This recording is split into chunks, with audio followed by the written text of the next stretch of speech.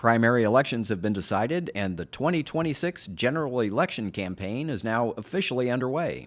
From Capital News, Illinois, it's Friday, March 20th. We'll discuss how the races are shaping up on this edition of Capital Cast.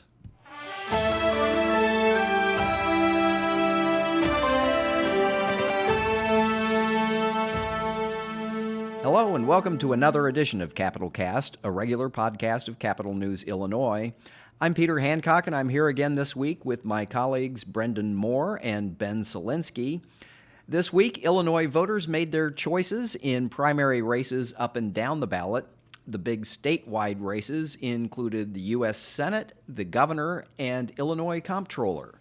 So let's start off with the big race that drew the most national attention, the U.S. Senate race to succeed retiring Senator Dick Durbin.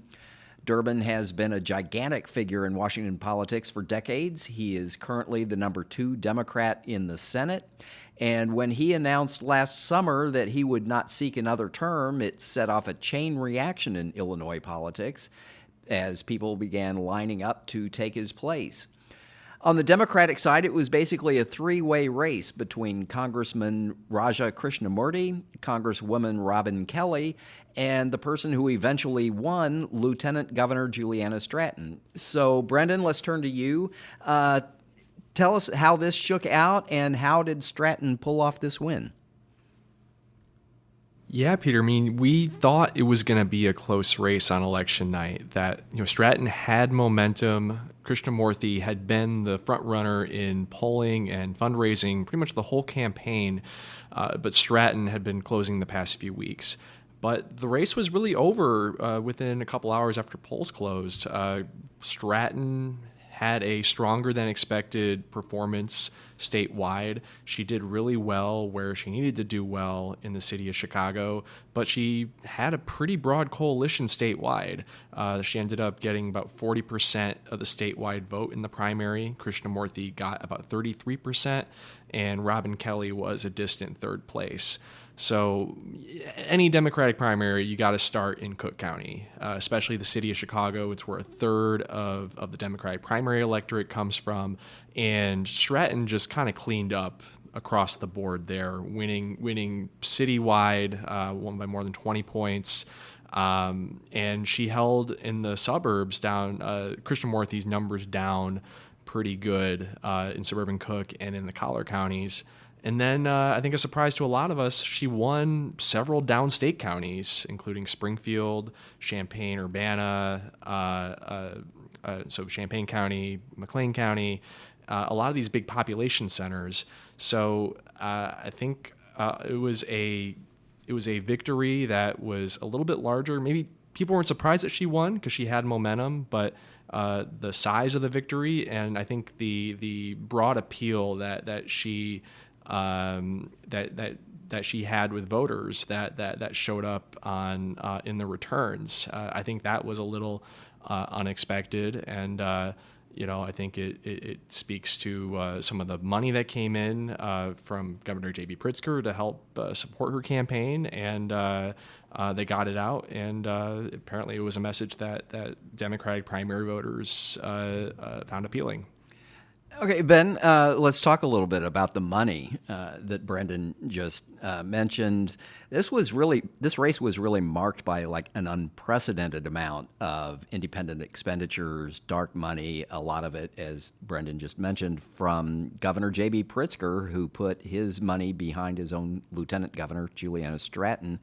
Do you think Juliana Stratton could have won this race without Pritzker's money?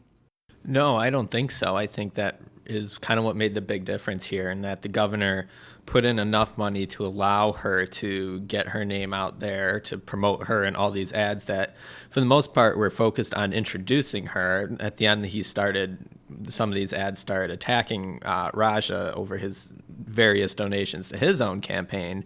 But I think, the trend we saw throughout this whole election was, the polling gap was so big for Raja, last year before Juliana started getting on TV.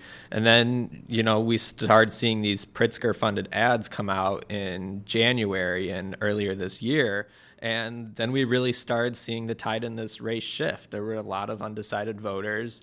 And I think once people kind of learned who Juliana was and, built up her name recognition, was able to draw some sort of contrast between her and Raja, I think that's kind of what really helped. And without the governor's money on that, I don't think she would have gotten as close as she did to not only beating Raja, but I think it would have probably cemented the race for Raja if, she was stuck on her own fundraising, because she wasn't raising a whole lot of money. She was raising like $1 million a quarter or so, but compared to Raja's $3.5 million every quarter, it was going to be too hard to compete. Well, yeah, I mean, he's been in Congress for a long time and was a prolific fundraiser. So he went into the race with a huge advantage, huge war chest already on the books. There was a lot of other outside money in this race, though. Talk a little bit about that. Money from, I understand, the cryptocurrency industry as well as other sources. Yeah, there was, I think voters are probably pretty familiar with Fair Shake now because they spent a lot of money on ads opposing Juliana Stratton.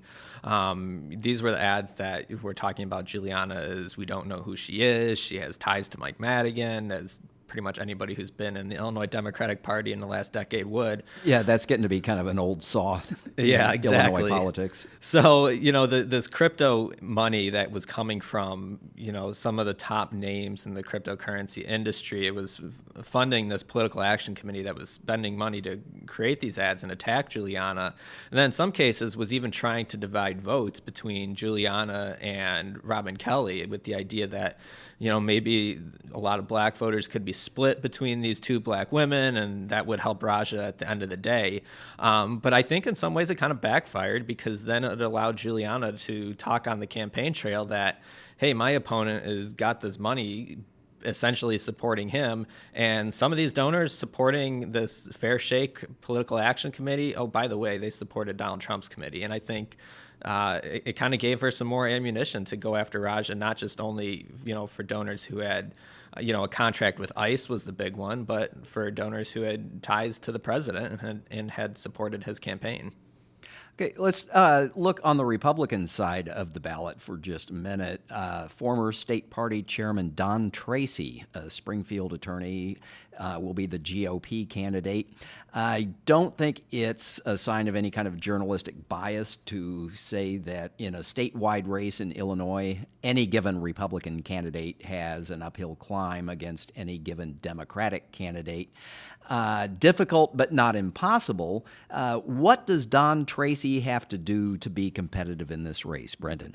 That's a great question, Peter. It's an uphill climb any year in a state like Illinois for a Republican to win statewide, but especially this year with it being a midterm year with President Trump in the White House. But I do believe he is going to focus on that cost of living issue. That seems to be the one that he's emphasized in some of his limited campaign messaging so far. He has $2 million in his campaign account. He really didn't spend a lot during this primary, so he's not starting from scratch per se from a financial perspective. If you talk to people in the Republican politics, they would say that Don Tracy is kind of one of your more normie Republicans. He's a bit of an establishment figure. Yeah, he's not what you would call a flamethrower. He's a pretty quiet gentleman. He's got that attorney presence about him. Very mild-mannered, very he's a very nice guy, but yeah, he's not going to really necessarily excite a lot of people necessarily with his rhetoric, but that's not necessarily a bad thing given some of the candidates we've seen in recent years. I think that he is going to try to stitch together this coalition of downstate base and try to win back votes in the suburban collar counties and try to limit his loss in the city and in the suburban Cook. Easier said than done. A Republican hasn't done it in a federal election since Mark Kirk was elected in 2010. And that was a very good year for Republicans nationally. This year is not shaping up to be quite as good. So uphill climb for Don Tracy, but I think a lot of Republicans were breathing a bit of a sigh of relief on election night that at the very least he's viewed as a presentable option for voters and not somebody who's going to go out and embarrass the party. Okay, let's turn now to the governor's race, where Democrat J.B. Pritzker, the incumbent, is running for a third term. He was unopposed in his primary, but there was a contested race on the Republican side. It basically came down to Darren Bailey, the downstate Southern Illinois farmer who was the GOP candidate 4 years ago, and Ted Dabrowski, the suburban businessman and policy wonk from the conservative think tank Wirepoints. As most people expected, Darren Bailey won that race in a walk, 53 to 29%, according to the unofficial results compiled by AP that we have so far. And Republican voters backed him even though he lost to Pritzker 4 years ago by double digits. So, Ben, in terms of this downstate versus the suburbs sort of division within the party, in this primary, the downstate won. But then Wednesday morning after the primary, Darren Bailey went up to the suburbs for a unity rally. You were there. How did that go? Does the Republican Party look unified now?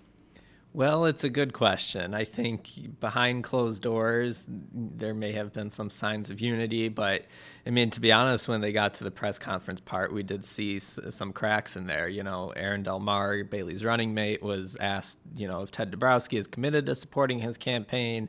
Aaron said that there's a lot of healing that still needs to be done. And then we got some statements out from Ted later that day on Wednesday. He sent out another one here on Friday, basically saying he's going to support Darren Bailey, and he encourages his supporters to also support Darren Bailey. But, the big question I think that we need to see answered here is, can Darren Bailey win in the suburbs? And that was the point that his opponents made in the primary, was that, Darren was essentially unelectable against J.B. Pritzker because we saw it 4 years ago. He got absolutely slaughtered in the Chicago area. And, the work that Darren has to do to unite the party is not just uniting these opponents of his from the primary.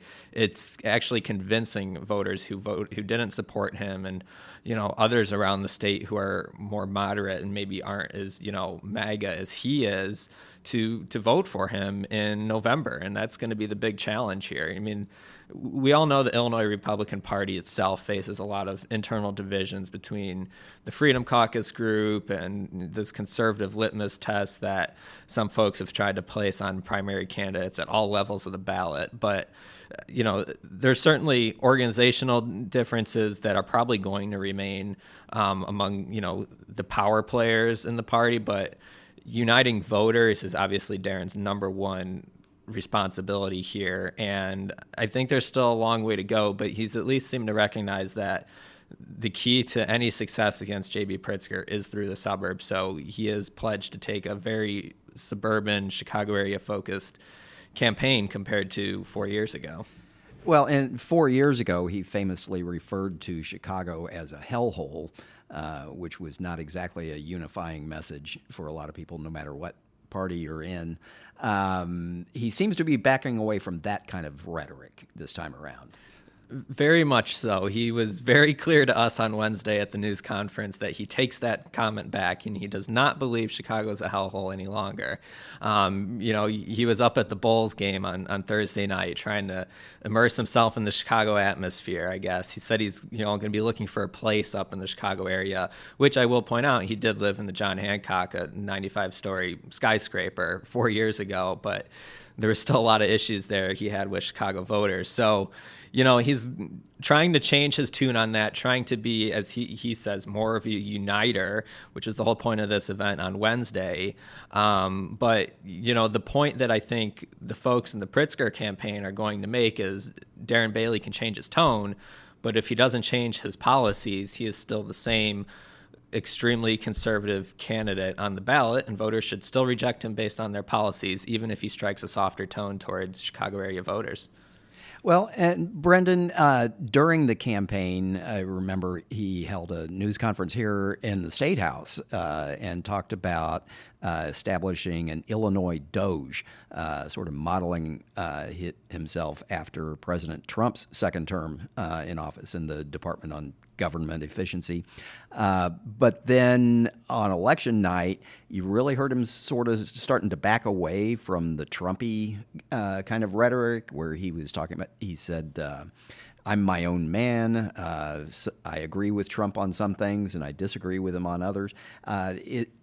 Is that going to play well among Republican voters in Illinois and Illinois generally? I mean, I'm wondering, to what extent does he really have to distance himself from Trump this time around after he went so publicly, courting Trump's endorsement 4 years ago?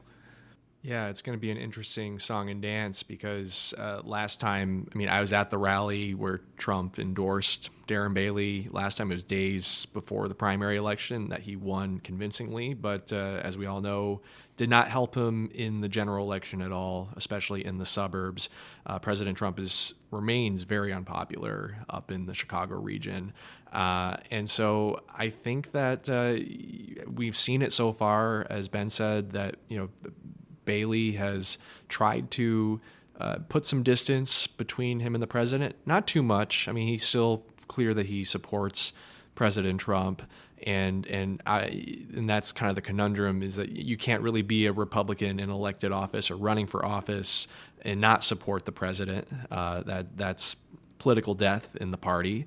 But I do think that some Republican voters in this, especially the base, I think Darren Bailey's base will give him a little bit of grace, knowing that voters in DuPage County are not necessarily like voters down in Clay County, that he may have to soften his tone a little bit, and he has, and there's been a lot of, again, the walking back of the hellhole comment and trying to, have an olive branch to Chicago area voters. I think the big question is going to be beyond the tone. Do we see any walkbacks of previous policy proposals? Governor Pritzker was ready. His campaign was ready with a video on day one, basically bringing up all of everything Bailey has said in the past. Highlighting his some of his right-wing positions on issues like abortion that are in contrast to the opinions of a lot of people in the Chicago area. So is the pivot, is it just the rhetoric, or is it also going to be on some of these policies? Do we see him maybe soften his position on abortion, on gun rights, on some of these things that are, there's a lot of people where they will not consider voting for you if you do not support abortion rights, or if you pledge to take them away. So I think that's going to remain his big challenge. That, yes, I think people appreciate that he's trying to immerse himself in Chicago and reach out to those voters, but at the end of the day, it doesn't matter the way you say it. If your position hasn't changed, then I think it's still going to be tough for him. Okay. Well, finally, let's turn to the Illinois comptroller's race. We can now tell you what we weren't able to report on election night, which is that in a hotly contested Democratic primary, State Representative Margaret Croak edged out State Senator Karina Villa roughly 35 to 33%. It was separated by about 2.5 points. Croak will go on to face Republican Brian Drew in the general. He was unopposed in the Republican primary. Ben, why did this take so long? Why was this race so close? I think it was kind of, somewhat a lack of just recognition for the candidates. So a lot of this was a name recognition race where the candidates were trying to basically inform voters who they are and build up their name ID so much that they will win support. And, I think it wasn't a surprise that this came down to Margaret Croke and Senator Karina Villa. I think they were kind of the clear front runners from the beginning in this contest. Karina Villa had a lot of progressive support.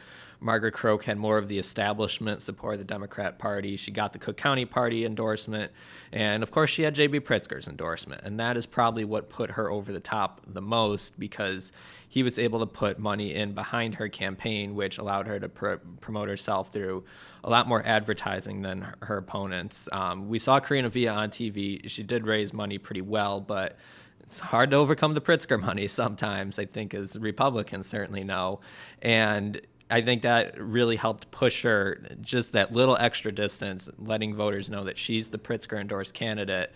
And I think that's what allowed her to win by about 2 points there. She did well in Cook County.